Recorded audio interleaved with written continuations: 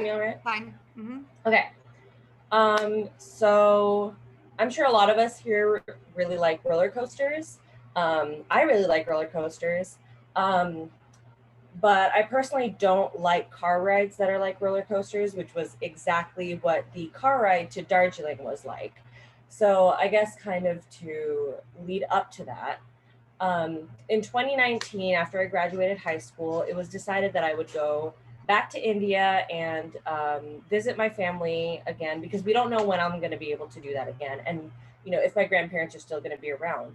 So we fly to West Bengal. Actually, I flew on my own. It was like my first international flight on my own. It was a very interesting and slightly terrifying experience because I was just 18 at the time. So I was like, not sure if I was doing everything correct. I had to stop in like Singapore, Changi Airport, which is like one of the largest, biggest international airports. Like it was humongous. So that was very nerve wracking for me. And then I went to West Bengal and I met up with my mom and my sister. So after a couple of weeks of relaxing with my family, getting to talk to them again and everything like that, it was decided that we would go to Darjeeling. So for those who don't know where Darjeeling is, it's on the Indo-Nepali border. So the way I like to describe it is India is kind of like a pizza, and West Bengal is in the leftmost corner of the pizza. And it borders Nepal with like the Himalayan mountain range. So Darjeeling is smack dab in the middle of the Himalayas. So anyways, I'm sure you can imagine how I'm leading up to a car trip being like an absolute roller coaster ride. But so we fly from West Bengal, from Calcutta to this place called Shiliguri, which is basically the last airport that you could land in before you go to Darjeeling.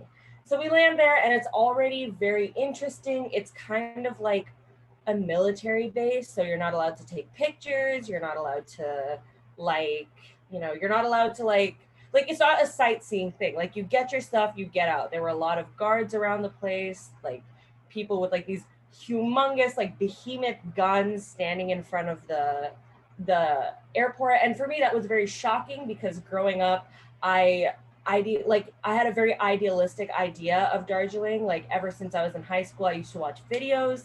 I always wanted to go there. It's like this beautiful area, like mountains and like this like amalgamation of cultures, like Bengali cultures, Nepali cultures. So I was very excited, and I think landing there and seeing like these guards with these humongous guns staring at people, and then in bold writing it was like military base, photos prohibited. And so I was scared, by the way. Like I don't go to India that often, like I'm a very like, I mean, obviously, like I have connections to my culture, but I don't go to India very often, and so it's like a foreign country for me. So that was very frightening to me because I was like, oh my god, what have we gotten ourselves into? So we go to our driver, who is a very, very kind person, very impressive person. He speaks 4 different languages, a smidge of English, Hindi, Nepali, and Bengali. We communicated to him basically in like Hindi and Bengali. And the entire time he was very kind. And then when we reached the base of the mountain, he went, okay, take a deep breath. If you need to sleep, sleep. If you have any medication for nausea or sleeping, do that. Don't look off the edge. You will be perfectly fine. I have done this several times and there should not be any issues. And he said this while we were driving past a shooting range for the military. So I was like, okay, this is fine. I'm just gonna mind my own business. And I was already like, I get very queasy during car rides. I was already in like kind of a weird mood because at the time I was like fighting, not really fighting, but I was in a very weird relationship with my ex-girlfriend at the time. And like we argued and I was like, I'm here and there's a shooting range over here and I don't know what's happening. And apparently I'm gonna throw up all over the place. So I was already in a bad mood. And so we start driving all the way up this mountain. And I kid you not, I was sitting near the window, which was probably a bad idea. And I kid you not, several times I would look over and I would just see an abyss, like literally plunging abyss. And there were several times where this man, the driver, would have to drive in such a way that one of the tires would hang off of like this ledge. because it is like a mountain. So like these tiny roads are cleaved into the side of the mountain. So it's very tight. So we're going. And then we have this enormous truck just lumbering down the road. And I remember I grabbed this seat because there was nothing else to grab. So I grabbed this seat and I look at the driver, like expecting him to say, "Oh my God, this is crazy. Let's get out of the car," or something. "Let's abort mission." No, he plowed right ahead. And I swear to God, I was like waiting for the sound of metal on metal because it was so tight. One of us was going to go off the edge. I was so convinced, but that didn't happen. We got there safely. So that was, I guess, like the start of like the crazy experience. We stayed in a very beautiful hotel. It was very lavish. My mom went all out because, you know, it's like a week. It was just me, her, and my sister. So it was like all the girls are like enjoying their time. So we went all out, and had some of like the best experiences of my life there. I personally am not a very religious person. I never really have been. I grew up Hindu, but at certain points in my life, I was like, I don't really know if this is for me. I still feel that way. So I never really had any spiritual connections or experiences in my life, but going to Darjeeling and learning so many fascinating things about Buddhism and to an extent Hinduism all over again was very enlightening to me. Again, like I've never really had a connection with spirituality or religion. So I was able to do that. I remember at some point I went to a bunch of bookstores, bought a bunch of books, and then I was walking around this area and my phone wasn't working. There was no internet. There was nothing because, again, we're at the top of a mountain. And my mom was like, okay, we're going to go old school. At 3 o'clock, we're going to meet at this place. If you're not, I'm going to assume you're okay. But if half an hour passes and if I don't see you, there are going to be issues. So show up on time. Otherwise, I'm going to be worried.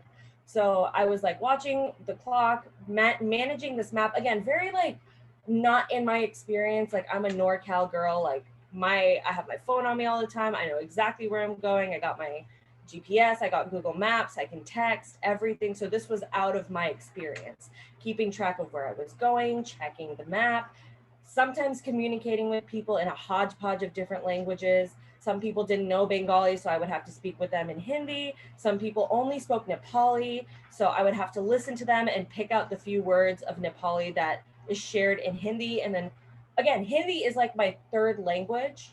So I would have to speak to them in broken Hindi, and then they would have to extract what little was correct, put that into Nepali, and then communicate with me. And I remember at some point I was really stressed out. It was really hot, and I was walking through this area, and I look over, and there's this little temple, and it says Om Mani Padme Hum, which is like this. It's like this Buddhist. It's like a mantra, I guess. And I don't know why, like I can't completely explain why I felt so moved by it, but I once I read it, something in me I feel like clicked. And like even though again, like I've never really been a religious person in my life, whenever I find that I am in like a stressful or frightening situation, those words always come to my head. And to I guess to translate in English, it means like, oh blessed, um like lotus, because lotuses are considered like very sacred in like a lot of Eastern um, religions and cultures. So yeah, that was like a very life changing experience for me. I think one of the last things that was very um, influential was the fact that I kept drinking Darjeeling tea because I mean we were in Darjeeling, right? When you're in Rome, do as the Romans do. And I drank so much tea that I could not sleep a wink for about 2 to 3 nights. And I was just laying in bed. And again, no internet, nothing. I was just laying in the dark, no internet, nothing, staring up at the ceiling. My mother and my sister are asleep. I had absolutely nothing to do. I couldn't turn any of the lights on to read a book or anything because they would kill me and they wouldn't be able to sleep. So it was a very interesting and very impactful journey, and I would definitely love to go there again. There are a lot of tensions in that area, unfortunately.